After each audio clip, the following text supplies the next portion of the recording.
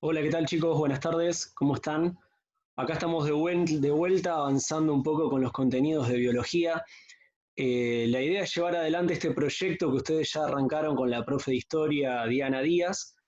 Un proyecto que tal vez les parezca confuso porque por ahí no pueden imaginar cómo vamos a lograr combinar lo que es historia con lo que es biología, pero para esto los voy a invitar a pensar un paralelismo. En algún momento en los libros de historia va a figurar este momento que estamos atravesando, esta pandemia, y si lo razonamos desde sus orígenes, podemos pensar cómo un virus en otra parte del mundo logra mutar, logra afectar al humano, eso es una cuestión netamente biológica, ese humano empieza a viajar, la enfermedad se empieza a diseminar y genera una gran pandemia. Entonces, fíjense cómo a partir de algo biológico, la mutación de un virus, un cambio en su ADN, trajo aparejado todo esto. Bueno, ahora imagínense que en el momento del colonialismo, de la llegada del europeo a América, teníamos dos conjuntos de poblaciones humanas que no tenían ningún tipo de contacto y de repente se unen. Eso produce no solo un intercambio cultural, sino un intercambio viral y bacteriológico, es decir, las enfermedades de cada uno lograron cruzarse y eso trajo aparejado grandes inconvenientes porque los cuerpos de cada uno no estaban preparados en cuanto a sus defensas para poder protegerse de esos agentes patógenos. Dicho esto, a modo de introducción, les comento que bueno, ustedes van a recibir a lo largo de de diferentes semanas videos míos explicativos con actividades para acompañarlos y cualquier duda que tengan me consultan vía mail y las actividades también me las mandan vía correo electrónico como nos manejábamos hasta ahora, o sea que no nos va a modificar demasiado el ritmo de trabajo, ¿sí? Bueno, para empezar quiero retomar con algunas imágenes algunos contenidos que ustedes han visto seguramente en segundo. Supongo que se acuerdan de Darwin. Cuando ustedes vieron Evolución el año pasado, seguramente trabajaron a Lamarck y a Darwin, dos fundadores de teorías evolucionistas muy importantes. Sabemos que Lamarck fue reconocido por ser el primero en postular algo bien ordenado sobre la evolución, pero que tuvo algunas falencias, y Darwin es quien mejora un poco estas explicaciones y acompañado hoy en día con otras disciplinas como la paleontología, la embriología y demás, permiten tener un conocimiento un poco más abarcativo de cómo es el fenómeno evolutivo. Él utiliza uno de los pilares de su teoría, que es el concepto de selección natural. Típico ejemplo de la jirafa, seguramente lo trabajaron y mi idea es poder retomarlos con ustedes. Si pensáramos en Lamarck, el anterior a Darwin, Lamarck sostenía que las jirafas lograban esforzarse gracias a un impulso vital, una especie de energía interna que tenían para poder estirar su cuello y llegar a la parte más alta de los árboles. Y que esa característica luego la heredaban a su descendencia y que por eso iban estirando los cuellos. Sabemos que esto tiene inconvenientes porque por más que uno tenga un impulso vital o un deseo interno de que le crezcan alas, no lo va a lograr, y que si alguien se tiñe de rubio el pelo, tampoco lo va a heredar, porque para que esa información se pueda heredar de los padres a los hijos, tiene que estar en el ADN. Ahí viene la parte fundamental. Está bien que Darwin no sabía lo que era el ADN en aquella época, pero sí entendió que los cambios que se podían heredar eran esos con los que uno nacía, no los que iba logrando durante su vida. Si uno va al gimnasio y se convierte en un físico-culturista, no va a heredar esa característica a sus hijos. Dicho esto, Darwin sostenía que habían jirafas de cuello corto y jirafas de cuello largo. Tenían diferencias desde su nacimiento, diferencias que estaban guardadas en el interior del organismo. Hoy en día sabemos que esa información está guardada en el ADN, Darwin no lo sabía, y que esas variables, esas características que los hacían ventajosos en un terreno determinado, en este caso las jirafas con el cuello un poquito más largo podían comer partes más altas de los árboles, los volvían los individuos más aptos de una población. Al ser más aptos, generalmente comían más, tenían mayor posibilidad de reproducirse, de heredar esa característica a los hijos, y de a poco ir sustituyendo, ir reemplazando a las jirafas de cuello corto que lentamente irían muriendo sin reproducirse y por lo tanto acabarían por extinguirse. De esa manera tendríamos una población de jirafas de cuello largo, que es lo que encontramos hoy en día.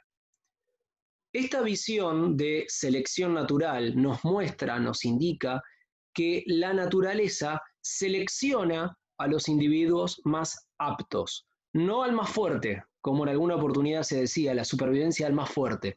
No necesariamente vive el más fuerte, sino el que tiene mejores características. No me sirve de nada tal vez una jirafa que sea un poco más musculosa en sus patas que otra si su cuello es un tanto más corto, por dar un ejemplo así muy exagerado para que puedan verlo.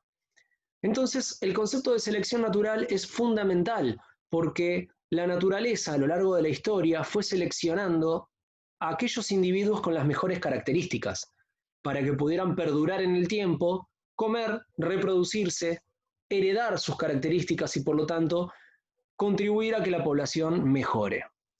Ahora, tengamos en cuenta que este concepto de selección natural también se arrastra y se lleva a todas las especies, incluyendo a los humanos. Entonces, quiero hacer una comparación muy exagerada que la voy a retomar en próximas clases sobre la idea del colonialismo, ¿no? Supongamos que en Europa, en la época del colonialismo, donde no había un viaje, no es que la gente se tomaba un avión y iba a otra parte del mundo, sino que estaban más encerrados en un territorio, surge una enfermedad. Supongamos un brote de un virus nuevo, lo que quieran imaginarse. Posiblemente hayan individuos que tienen anticuerpos propios y que los defienden de esos agentes patógenos. Están mejor preparados para ese agente patógeno. Sin embargo, hay otros que no y que logran enfermarse con esta nueva patología y en muchos casos podría llegar a ser mortal. Supongamos, inventemos. Con el tiempo vamos a ver cómo muchas personas van a fallecer por esta enfermedad y van a ir sobreviviendo los individuos más aptos. Vuelvo a tomar el concepto de selección natural. Estos individuos más aptos son los que tienen mejores características para sobrevivir a este virus.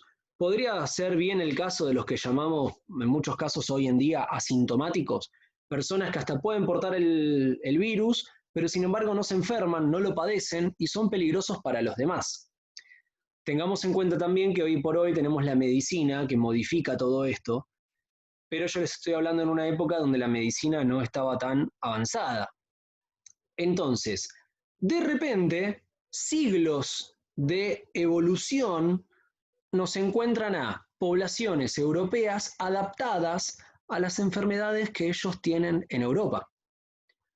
Y en América, poblaciones americanas adaptadas a los virus que tienen en América. Bueno, ahora imagínense la llegada del europeo a América, la llegada del español a América.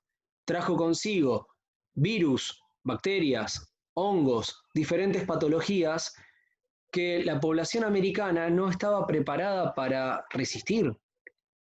Entonces trajeron consigo un montón de enfermedades que luego se radican también en nuestro continente. Y también ellos se han llevado enfermedades nuestras a Europa. Eso también ocurrió. Por eso cuando se habla del colonialismo y el intercambio cultural también hay una batalla, digo, bacteriológica detrás.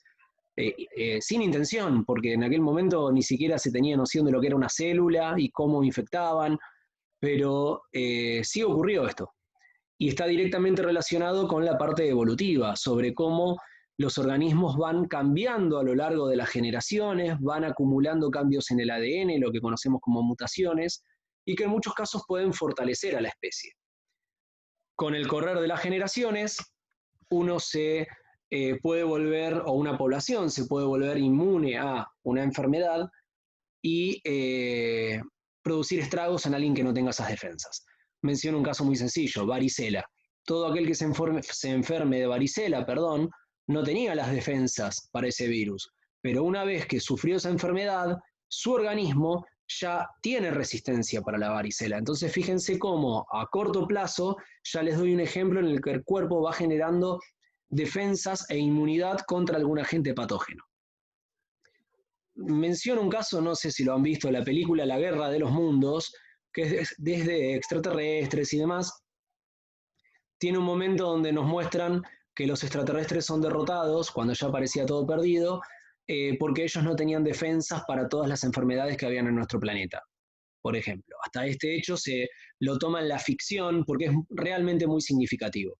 Entonces, esta invasión patológica, si se quiere, está directamente relacionado con el concepto de selección natural y por lo tanto con el ejemplo que usamos siempre para explicarlo, que es el de las jirafas y obviamente a Darwin. Bien, seguimos con lo que es célula y ADN. Ustedes sobre células ya han visto algunas cosas, de ADN supongo que han visto poco, por eso no me voy a quedar en los detalles del ADN, sino las cuestiones más generales que son las que necesitamos. Dentro de una célula, esta sería una célula eucariota, yo sé que ustedes se están dando cuenta que es eucariota porque pueden ver el núcleo, ¿no es cierto? Dentro del núcleo tenemos cromosomas, estas estructuras con forma de X, y que en realidad es ADN en un estado diferente. En determinado momento de la célula, el ADN, como doble cadena que ustedes conocen, toma esa forma de cromosomas. Nosotros los humanos tenemos 46 cromosomas. Esta es la constitución, digamos, así está formado, si yo le pudiera dar mayor zoom, y me encuentro con la doble cadena de ADN, esto que tienen acá, ¿ven? Y acá se puede ver bien la cadena separada. Fíjense ahí que encontramos el término nucleótido. Los nucleótidos son como los ladrillos que forman al ADN, son los ladrillos fundamentales, la esencia, la parte más pequeña, si se quiere. Y están formados por distintas partes, que son esas que pueden distinguir ustedes con colores. El hecho es que la cadena derecha, para unirse con la cadena izquierda, necesitan tener cierta unión química. Deben ser compatibles de determinada manera, no pueden encastrar como quieren. Pero esos errores a veces ocurren. Y cuando ocurren errores en la cadena de ADN, eso es lo que se conoce como una mutación. Les muestro esta imagen como ejemplo. Bien, fíjense que esta cadena que ven acá sería la cadena de ADN donde cada nucleótido se están uniendo con otro manteniendo la cadena unida. Pero cuando ocurre una mutación, las moléculas se acomodan diferente. Y eso hace que este individuo tenga algún error genético, algún error en su ADN. ¿Qué puede provocar este error? Bueno, es un abanico de posibilidades infinito. Puede provocar que nazcan jirafas con el cuello un poquito más largo, por ejemplo. Una mutación podría provocarlo. Una mutación es la que puede provocar la aparición de un lunar, de un cambio de pelo, la aparición de un tumor. Todo esto puede ser originado por mutaciones. El abanico es muy grande. Puede dar ventajas como puede dar desventajas. El hecho es que esto existe. Esto ocurre y pasa cotidianamente. Todos nosotros tenemos una gran cantidad de mutaciones en nuestro ADN. Todos somos mutantes. Hay mutaciones que se ven a simple vista, hay otras que no tienen ningún resultado, no impactan en nuestro organismo, por eso ni nos enteramos. Pero cuestión que esto también le pasa a los virus. Los virus tienen ADN dentro, tienen material genético y por lo tanto pueden mutar. Al mutar, al tener una mutación, pueden cambiar sus características. Y entre esas características tenemos que aparezca un virus nuevo. Un virus que cambió, se modificó de un virus anterior. Un virus que a lo mejor antes podíamos controlar, pero ahora al cambiar nos puede enfermar y nosotros no estamos preparados para protegernos de ese virus. Lo mismo que pasó en la época colonial. Las mutaciones que fueron teniendo los virus fue acompañado de las mutaciones que fueron teniendo el ADN de los europeos para ir adaptándose juntos a esas patologías y poder sobrevivirlas. El americano no tuvo la posibilidad de que su ADN vaya mutando a la par que los virus europeos. Entonces, al estar en contacto, eso produce una gran catástrofe. Bien, entonces, ya llegando al final, lo que hice fue retomar contenidos de segundo, básicamente, hablar de evolución, hablar un poquito de célula, hablar un poquito de ADN y enmarcarlo, darle un contexto en la parte histórica que nos compete desde historia, que es esto del colonialismo, y también dar un pantallazo para poder relacionarlo con la situación pandémica actual que estamos viviendo. Como pueden ver, está todo conectado y tanto historia como biología, aunque no parezca, tienen mucho que ver. Ya el próximo video que les voy a enviar, que va a ser la semana que viene, va a tener información referida más de los virus, más hacia los virus. Vamos a ver sus características, cómo están formados, cómo logran enfermar, ¿sí? Y para finalmente en una tercera clase meternos más y conectar más con la parte histórica. Bueno, chicos, esto va a ir acompañado de unas actividades por Word, van a tener la fecha de entrega además, así que me lo mandan a mi correo y estamos en contacto, ¿sí? Cualquier duda que tengan, me envían un correo y seguimos avanzando. Espero que se encuentren todos muy bien y vamos para adelante, ¿sí? A cuidarse.